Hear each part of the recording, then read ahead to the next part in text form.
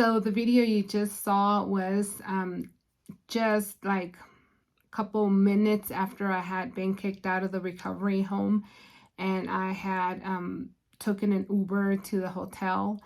And I'm finally back home. I'm feeling better. I think it took me a few days to film this new video because I have PTSD from it. Like, literally, I had never felt more humiliated or vulnerable. I have cuts all over my face. Thank God everything's healing perfectly and I feel wonderful now, but I'm sure it affected my healing to be kicked out and to be confronted, because Emma Galicia, the owner of Casa Galicia, is very, very confrontational. She's very passive aggressive. Let me take you back to where the story started, which was when I contacted her that I wanted to book my stay for the recovery home for my facelift. And she was like super duper nice, like dripping honey nice, like, oh my God, yeah, oh yeah, oh, I'm gonna do this and that. And you know what? She did. She was really nice the first couple days, and she even made me like handmade tortillas, and I was like, wow, she came through. She made me these tortillas, and well, okay, that only lasted a few days because then I started seeing a lot of filth. Okay, filth, that's what it's called. And as you can see in the pictures that I'll post, I mean, this is not okay. This is not the way a recovery home should look like. I don't care where you're at in the world. It's unacceptable and it's not the norm, especially in Mexico. I don't want anybody thinking that just because it's Mexico, it should be a lower standard, or it should be, okay, or because, the surgery is not expensive, because actually the surgery is very cheap down there, that, we have to put up with this type of cleanliness standard, which is non-existent, okay? I started compiling a few things that I was concerned about, like we do here in the US. And then I expressed my concerns via WhatsApp because I wanted to document this, okay? I like to document everything because it's like my word against her word. And at the end, it's about the proof, it's about the proof, the proof, the pudding's in the proof. And, the pictures tell a story, this is exactly how it looked like. I had dust on top of my bed, and I was just going to sleep below it, and that's probably going to land in my face and stuff. The pillowcases were dirty. The bathroom was really dirty, and we didn't have a housekeeper. She just came a few days, and then the other few days she did have an accident. But like when you pay somebody for a service, if your personnel has an accident, you're supposed to come through, right? You're supposed to clean and come through and take care of whatever needs to be taken care of. But as you can see, this is not like a one-time thing. This is a buildup. Like the chair, the shower chair, I think has poop in those holes. Definitely rusted on the bottom, but it's extremely yellow and it has gunk, and I don't know what it is in those holes, right? Like, come on, do better. Our mini fridge was filthy. It didn't have one bottle of water in there, okay? She was using this contraption, I don't know what it was, like a pump or whatever, to refill water bottles. It's like, she's so cheap. Like, honestly, it was nothing like what I expected. There was a coffee station.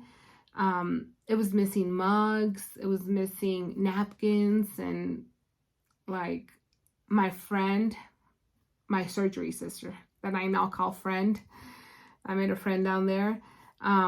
She went out and bought the bread. She went out and bought the fruit. You know, there was like nothing. And there was no arnica tea, and that's promoted like, oh, you know, I'm going to make some arnica tea. It's available. You're supposed to take it. And there was no arnica tea. Okay. Gosh, there's so much. There's just so much. There was a cockroach, 3-inch cockroach outside my door.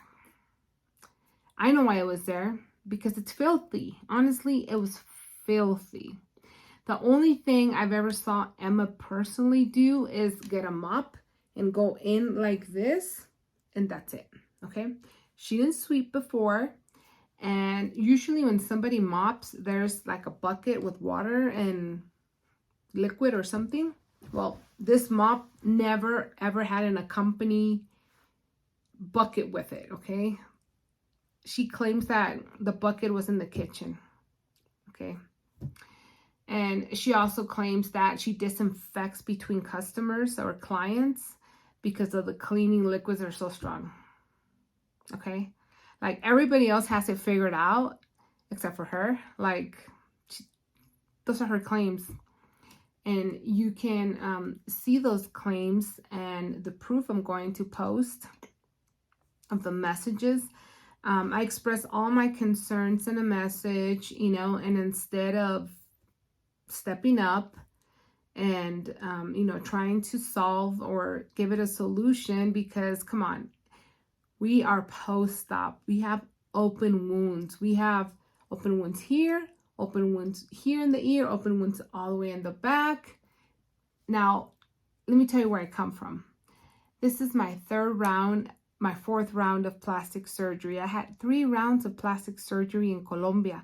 And this was not the standard. I mean, how do they have it figured out? How do they have clean towels and super disinfected? And how do they use liquids and all kinds of stuff that she claims she can't do because they're too strong, and that she just does it between clients? And I mean, it's bad. Okay.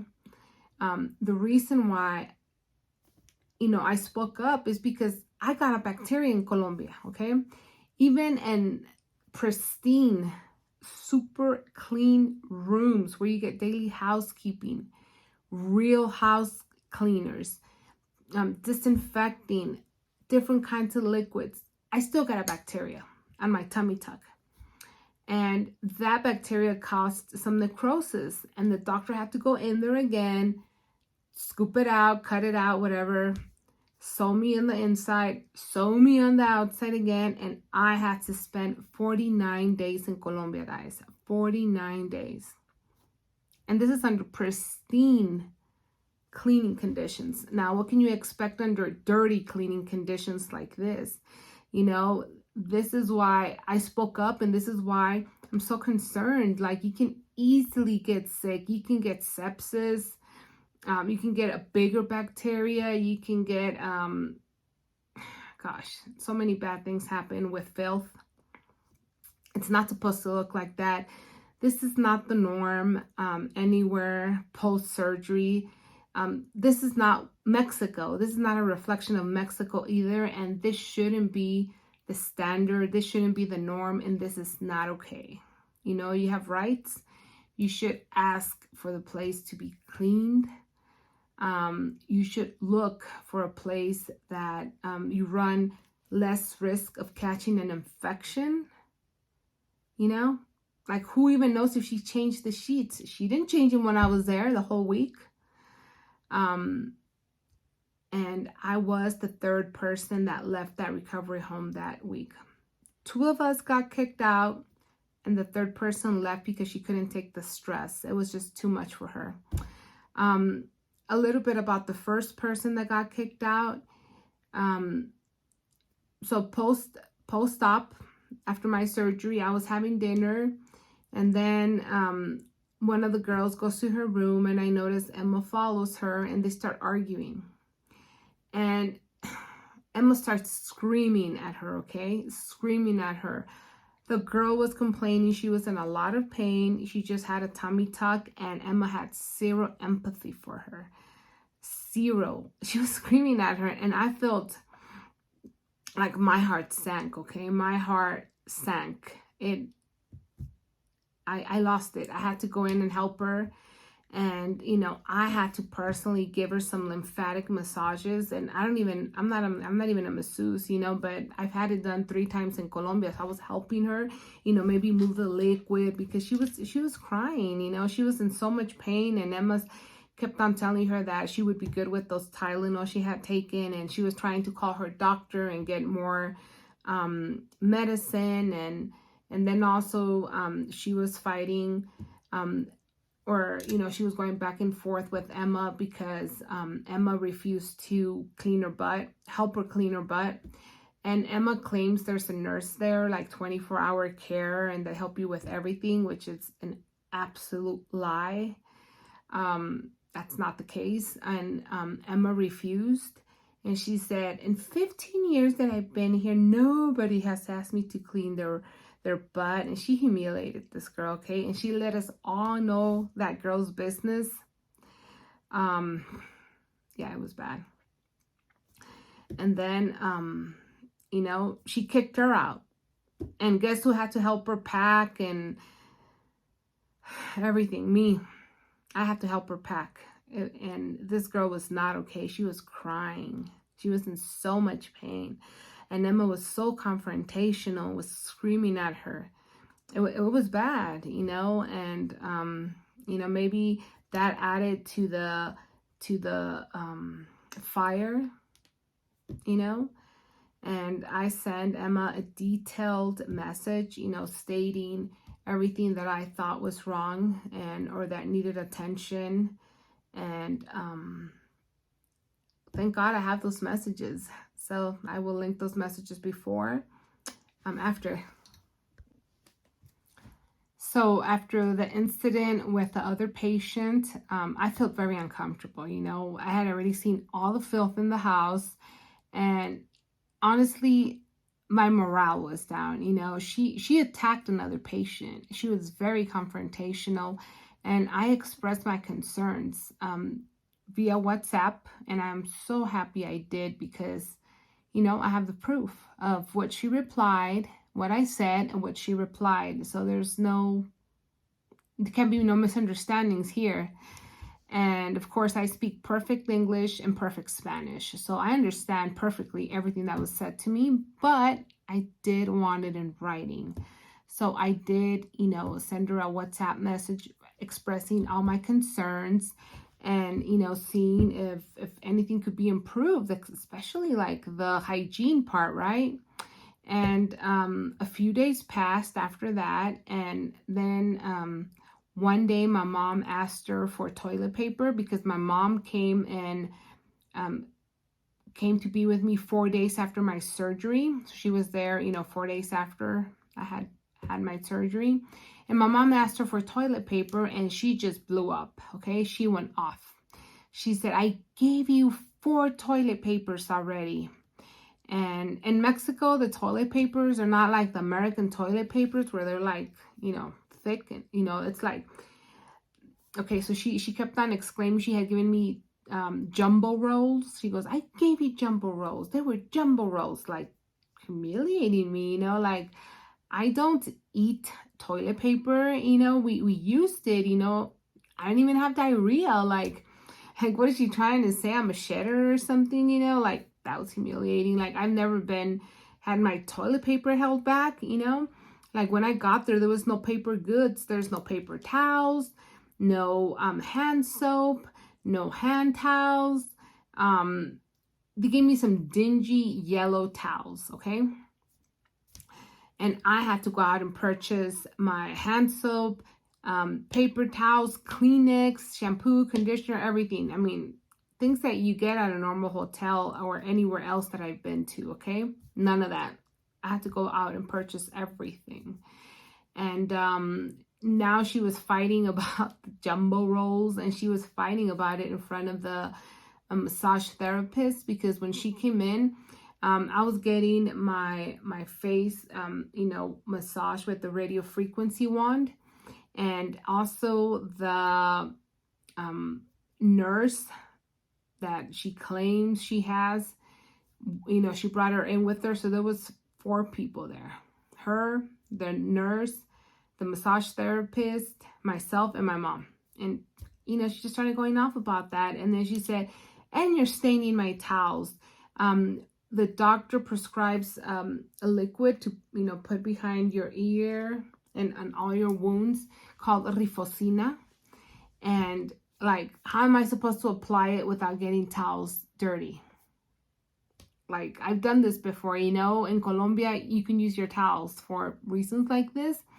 And she said I was supposed to use toilet paper on my wounds. Yep, toilet paper. So when I spray, I'm supposed to tap it with toilet paper. What I was doing is I was draping the towel over and, putting it on and kind of going, over it with the towels. But she said I was supposed to use toilet paper, which is absurd, okay? And then she said, you know what? I don't think you're comfortable here, and I think you should leave. I think it would be best if you look for another place. So she was kicking me out, being very passive aggressive. And I was in shock, okay? Like, I had just had surgery. I didn't want to leave because honestly, I don't know Guadalajara. It's my first time there. I don't know the city. I had just, had surgery. I don't know anything else there, and she was asking me to leave. So, I told her, can I get my refund of the days that are left? And she said, yes. So she didn't fight me on the refund, but, she asked me to leave, and that's not okay. I told her I don't want to leave. I had 2 days left before I came back to the U.S. I had doctor's appointments to go to that were already paid for. Transportation to the airport that was already paid for. I was settled. I had my mom with me. I told her I don't want to leave. I only have 2 days left. But she said that she thought it was best I did because I wasn't comfortable. And I told her 2 times that, actually 3 times, 1 verbally, and 2 in writing that I didn't want to leave. I don't know any other place, or I don't have anywhere to go to. And I was really distraught. I was like shaking, like my face was pulsating, okay? I thought I was gonna like have an open stitch from the wounds or something, because it was like boom, boom, boom, going like that, because I was so nervous. Like, I had never been kicked out of nowhere, and it's like, yeah. The good thing is that I got it in writing, okay? It's not like hearsay, she say, any misunderstanding. It's clear day and night. Now, it is in Spanish, but it's not hard to translate it, and you could clearly see where I asked her, to let me stay for, I only had a couple more days left before I came back, and she refuses, and she made me leave. She kicked me out. I was so distraught, like literally I was shaking, and I couldn't even see the phone right to be able to book another place. And she even said, oh, and tell the masseuse to recommend another hotel or something. It was bad, it took everything in me not to fight back or scream at her or just to calm down, because it was for my health, like literally, my face was pulsating at this point. Our face, we have a lot of blood vessels in our face. When we feel shy, we blush, our face turns red, or when we're scared, we turn like pale white or stuff. Like, my face was pale and my lips had turned a little bit purple. Like you can see in that, first video when I'm outside the hotel I chose. And yeah, that's my story. I'm sure